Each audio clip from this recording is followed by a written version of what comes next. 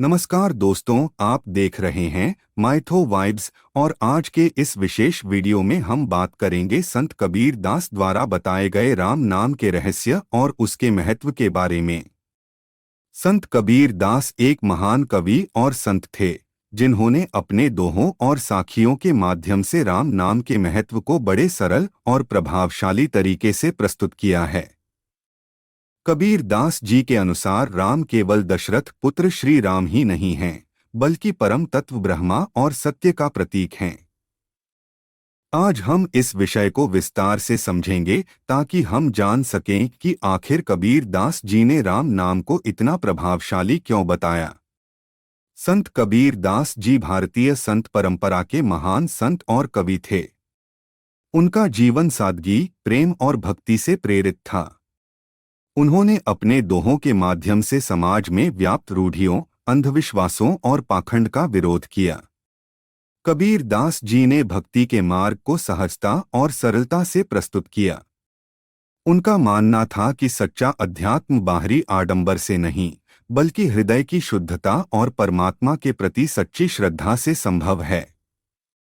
संत कबीर दास के अनुसार राम का अर्थ केवल राजा दशरथ के पुत्र श्री राम नहीं है, बल्कि राम उस परम तत्व ब्रह्मा और सत्य का प्रतीक हैं, जो निराकार, असीम और अनंत हैं।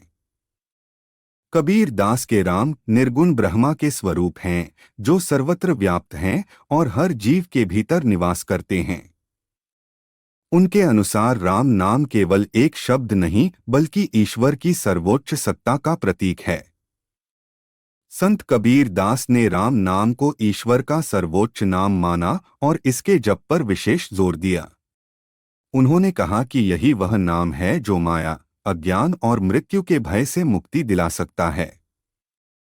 कबीर दास के अनुसार इस संसार में कुछ भी स्थायी नहीं है, न शरीर, न धन, न रिश्ते, परंतु राम का नाम ही एकमात्र ऐसा तत्व है जो सदा अचल और अमर है।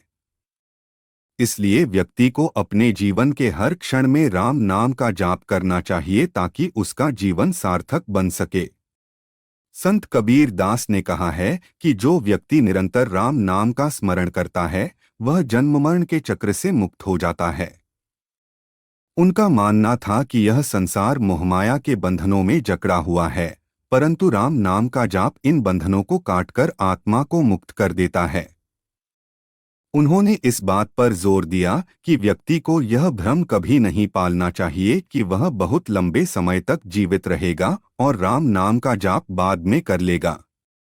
मृत्यु का समय किसी को ज्ञात नहीं है, इसलिए जब तक शरीर स्वस्थ है तभी राम का स्मरण करना चाहिए।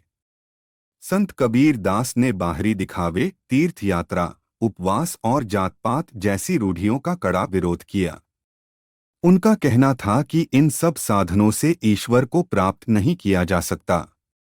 उनके अनुसार केवल बाहरी कर्मकांडों में लिप्त रहने से कुछ नहीं होगा जब तक मन सच्चे प्रेम और श्रद्धा से राम का स्मरण न करे।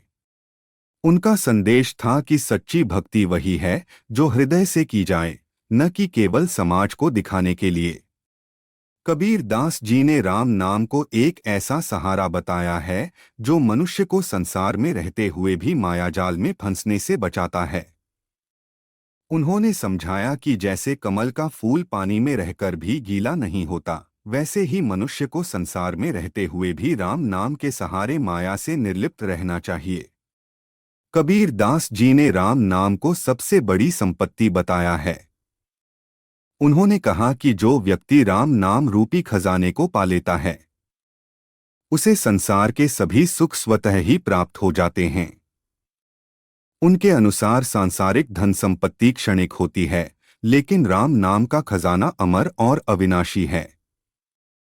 कबीर दास जी ने धर्म, जाति और संप्रदाय की सीमाओं से ऊपर उठकर यह संदेश दिया कि राम और रहीम में कोई भेद नहीं है।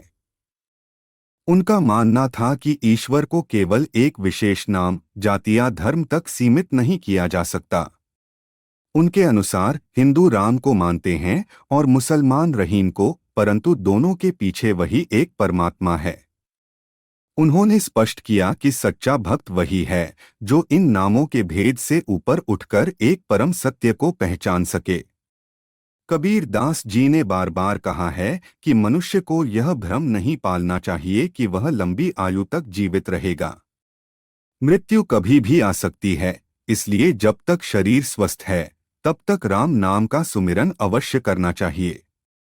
उन्होंने बताया कि यह जीवन एक दुर्लभ अवसर है जिसमें मनुष्य को राम नाम के सहारे आत्मज्ञान प्राप्त करने का प्रयास करना चाहिए। तो दोस्तों, संत कबीर दास जी के अनुसार राम नाम का महत्व केवल शब्दों का उच्चारण नहीं है, बल्कि यह एक गहरी आध्यात्मिक साधना है। जो व्यक्ति सच्चे हृदय से राम का नाम जपता है, वह इस संसार के बंधनों से मुक्त होकर परम आनंद को प्राप्त करता है।